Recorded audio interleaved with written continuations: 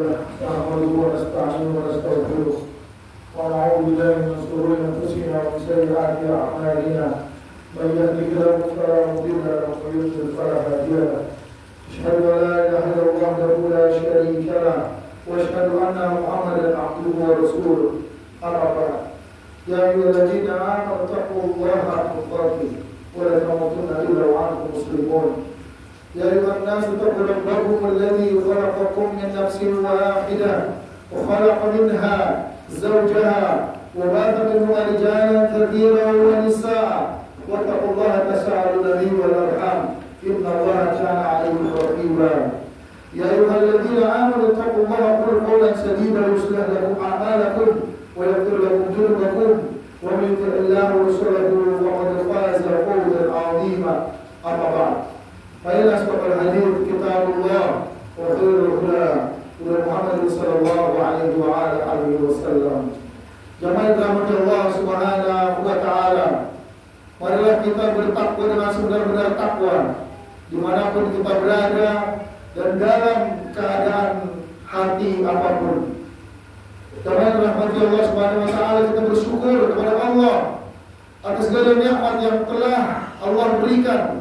Hingga sampai saat ini kaki kita masih ringan untuk menuju rumah Allah. Padahal masih banyak di antara saudara-saudara kita yang masih berat kaki dan hatinya untuk menuju ke rumah Allah. Ini merupakan hidayah yang besar, nikmat yang sangat besar dari Allah Subhanahu wa taala. Jamaah rahmat Allah azza wa jalla, Allah Subhanahu wa taala berfirman dalam surat At-Tahrim, "Qu anfusakum wa ahlikum nara wa quduha an-nas wal hijarah." Jagalah dirimu wahai bapak-bapak dan keluargamu, anak dan istri, dari api neraka yang bahan bakarnya manusia dan batu. Jamaah rahmat Allah Subhanahu wa taala, nasihat ini untuk saya pribadi dan umumnya untuk antum sekalian. Hidup hanya sekali.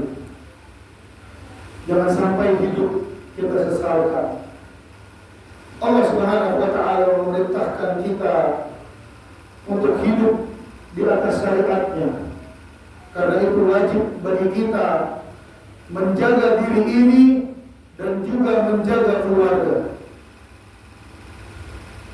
Kita melihat seorang anak yang sering membantah kedua orang tuanya, seorang anak yang sering melalaikan sholat lima waktunya dikala telah balik dan sudah dewasa. Seorang anak sangat sulit diurus oleh kedua orang tuanya. Karena itu ada ibu kedua dari ibunya sendiri.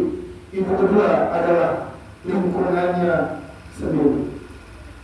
Karena itu di sini peran orang tua, peran bapak wabil khusus sangatlah penting. Karena kebiasaan anak pada besar itu bagaimana habit dan kebiasaan ayah ibunya di dalam rumah. Maka ini mencetak anak yang soleh, maka tak mungkin kalau bukan dari orang tua yang soleh. Jangan rahmati Allah Subhanahu wa taala, jangan mubazirkan akal ini. Allah telah memberikan cara, Allah telah memberikan syariat, aturan melalui Rasulullah sallallahu alaihi wasallam.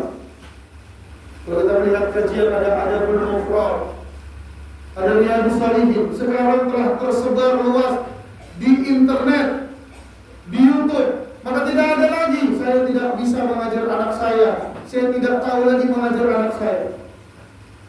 Sering kita melihat ibu membuka aurat, anak pun membuka aurat, dan dibiarkan sampai terus dewasa dan uzur. Apakah kita tidak kasihan melihat kelihatannya seperti tenang-tenang saja? Tetapi ayat Allahu anfusakum wa ahlikum nara wa quduha an-nasu wal hijarah. Setiap perintah Allah yang ada ancaman di akhirnya, maka itu akan mendapatkan hukuman imma di dunia atau di akhirat. Jamaah dari Allah Subhanahu wa taala, kita melihat anak-anak yang menjadi ibrah pelajaran bagi kita. Jangankan kita,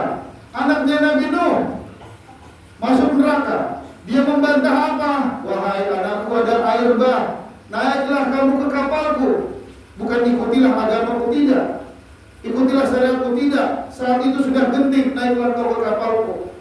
Tetapi anaknya tidak mau naik dan dia menganggap, nah inilah anak muda, menganggap dirinya paling pintar dengan ilmu kekiniannya untuk melawan orang tuanya. Akhirnya gulung-gulung, tidak terlihat lagi, dan wafatnya anak itu. Apakah Nabi Nuh tidak mendidiknya? Jelas Nabi Nuh mendidiknya. Apakah Nabi Nuh tidak membina anaknya?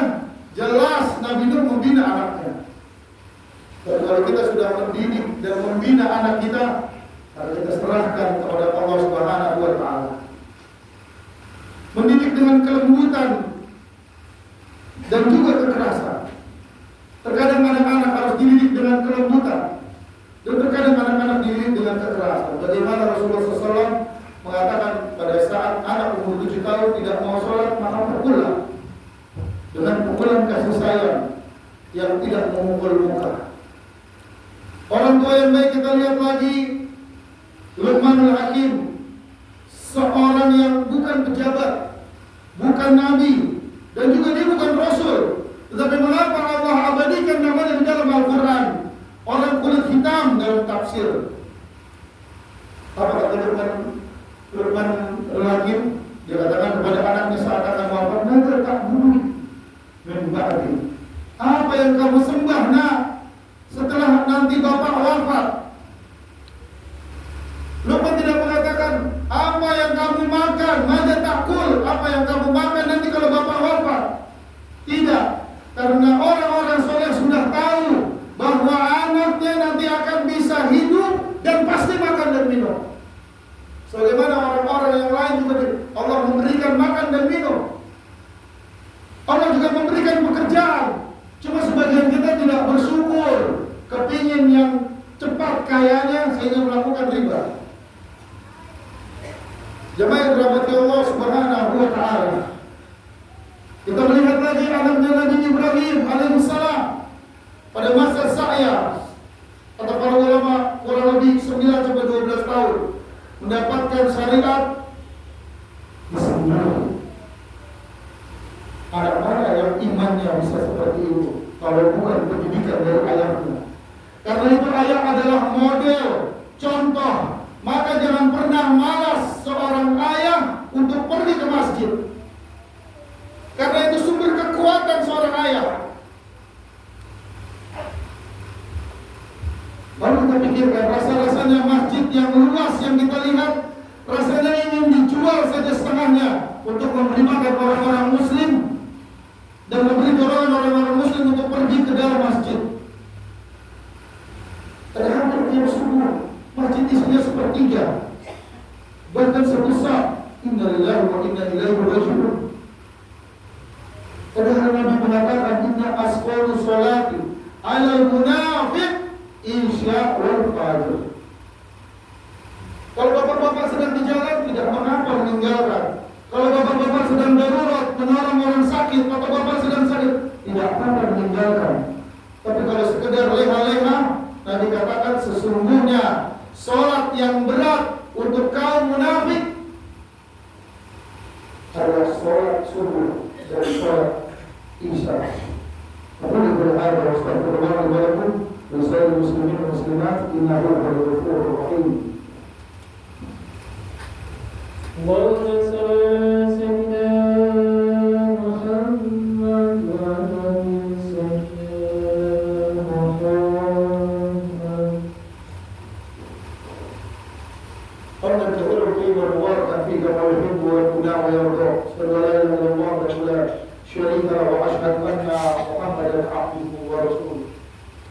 Jemaah rahmat Allah Subhanahu wa Ta'ala, para ulama banyak memberikan ilmu tentang parentun. Karena itu Allah Subhanahu wa Ta'ala memberikan kunci hidup di dunia ini adalah Iqra bismi rabbikal ladzi khalaq. Baca, membaca Al-Quran, membaca hadis, dan membaca tulisan para ulama akan membuat kita terubah, akan membuat kita sedikit alim tentang bagaimana cara mengurus anak. Sebagaimana kita melihat Rasulullah SAW menasihati anak-anak tentang bahwa Allah yang memberi rezeki, Rasulullah menguatkan hati Haris, Rasulullah menguatkan hati Fatimah, Rasulullah menguatkan hati Ali bin Abi Thalib dan anak-anak yang lainnya. Karena itu mereka pada saat masih muda belasan tahun, mereka tidak ragu untuk masuk ke dalam Islam. Kenapa ke kantor tidak pernah ragu untuk pagi-pagi dan tidak terlambat? Kenapa ke mall, masuk mall tidak pernah ragu? Kenapa kalau ke masjid selalu ragu? Ada azan ragu, azan zuhur ragu. Akhirnya waktu berjalan rutinitas telat demi telat. Yang katanya Allah Subhanahu wa taala di hatinya. Yang katanya Allah Subhanahu wa taala ya Rasulul mahya wa mati lillahi rabbil alamin. Hidup dan mati kita ada pada Allah. Maka jemaah dari Allah Subhanahu wa taala, jangan sampai lolos anak-anak kita. Jangan sampai ada maksiat di dalam rumah kita. Suruh mereka melaksanakan sholat, suruh mereka mendirikan sholat, suruh mereka makan dengan tangan kanannya, suruh mereka berterima kasih kepada Allah setelah makan. Alhamdulillahilladzi at'amani hadza wa razaqani min ghairi qawlin minni wa la quwwah. Ajarkan kepada mereka bahwa sakit dari Allah, sakit menghapus segala dosa, dan ajarkan kepada mereka Ar-Rahmanu 'alal 'arsy istawa. Allah Subhanahu wa taala dalam surat Taha ayat 5, Allah berada di atas ars. Sehingga fitrah kita jika sedang berdoa pasti kita mengadakan tangan ke atas.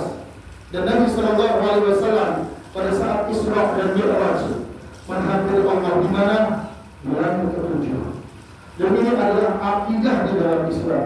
Karena itu ajarkan anak-anak kita dari kecil.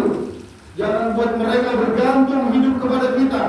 Katakan, nah, ada Allah, papa dan ibu nanti akan mati. Beribadahlah engkau agar Allah Subhanahu wa taala menjamin hidupmu pada dunia dan juga di akhirat kelak. A'udzubillahi minasyaitonir rajim. Bismillahirrahmanirrahim. Innallaha wa malaikatahu yusholluna 'alan nabi. Ya ayyuhalladzina amanu shollu 'alaihi wa sallimu taslima. Allahumma ighfir lil muslimina wal muslimat al ahya'i minhum wal amwat innaka samii'un qariibun mujibud da'wat. Allahumma la yarhamna warzuqna istiba'ah wa la yudhilla batilan warzuqna istinabah. Allahumma ya muqallibal qulub thabbit qalbi ala dinik. Allahumma sharrifal qulub sharrif qulubana ala ta'atik. Rabbi habli minas salihin. Rabbi habli minas salihin. Rabbi habli minas salihin. Rabbana zalamna anfusana wa in taghfir lana wa tarhamna lanakunanna minal khasirin. Rabbana hab lana min azwajina wa dhurriyyatina qurrata a'yun waj'alna lil muttaqina imama. Ibadallah, ibadallah, ya'muruna bil 'adli wal ihsani wa ya'muru bil qurbi wa yanha 'anil fahsyi wal munkari wal baghi ya'idukum la'allakum tadhakkarun. Wa la dhikrullahi akbar. Inna